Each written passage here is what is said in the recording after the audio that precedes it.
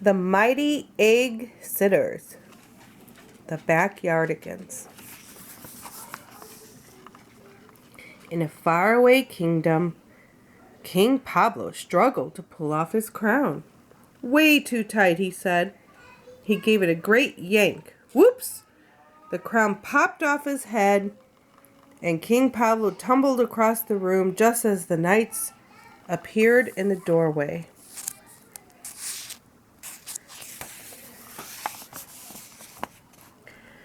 Good timing, brave knights, he declared.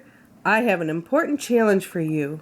You must guard this precious egg while I run out to buy a new crown. The knights looked at the egg, and then they looked at each other. A challenge is battling trolls, said Sir Tyrone. A challenge is saving a princess or facing a dragon, said Uniqua, the knight. This, said Tyrone, pointing to the egg, is not a challenge. I think you shall find that guarding this egg will be your greatest challenge yet, said King Pablo with a wink. He bid them farewell. The trusty knights dutifully paced back and forth in front of the egg. As they did, the egg began to wobble. It wobbled off the pedestal and out the door, rolled down the stairs. Catch that egg, cried the knights. The egg rolled out the castle door, bumped over the drawbridge, and bounced into the moat. The fearless knight stared into the dark water.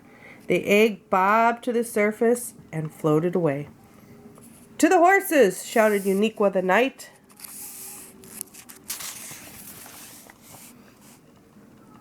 The mighty knights thundered along the river on horseback.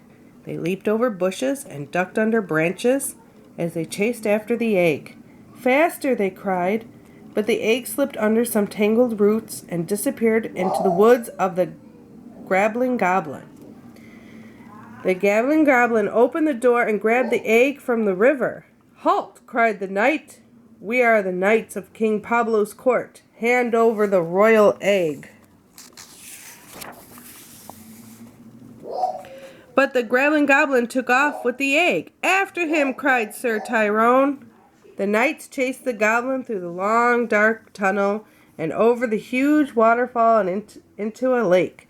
The egg bounced onto the shore and cracked. 2 legs popped out, and the egg got up and ran away all by itself.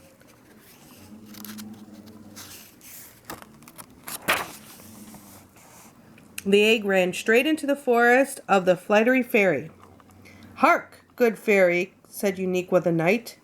We are the knights of King Pablo's court. With a goblin in tow, we command you to give us that egg. The flighty fairy waved her magic wand and made the egg twirl and dance in front of her. Don't mess with the fairy, she said with a laugh. But the Gabbling Goblin didn't mess with the fairy. Neato, he cried as he grabbed the magic wand. Suddenly, the egg began to fall. Abracadabra, shouted the goblin as he pointed to the magic wand at the egg. Open sesame! But the egg fell to the ground.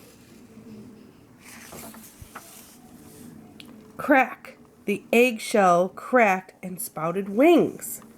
Look, shouted Sir Tyrone, the egg has wings. And then it flew away. The 2 knights, the goblin, and the fairy chased the flying egg. It flew to the top of Dragon Mountain, a place where no one dared to go. They came to a cave filled with bubbling hot lava. And there, perched on the top of the boulder, was the egg. Looming all over them was an enormous dragon.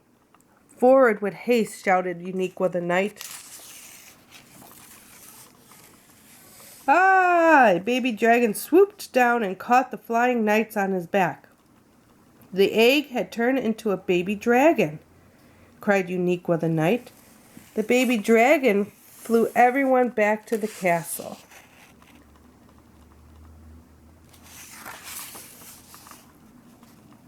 King Pablo had just returned from buying his new crown. "Did the egg give you any trouble?" he asked with a smile. "Nah," said Sir Tyrone. "Well, maybe a little." "All in a day's work," cried Unique with a night.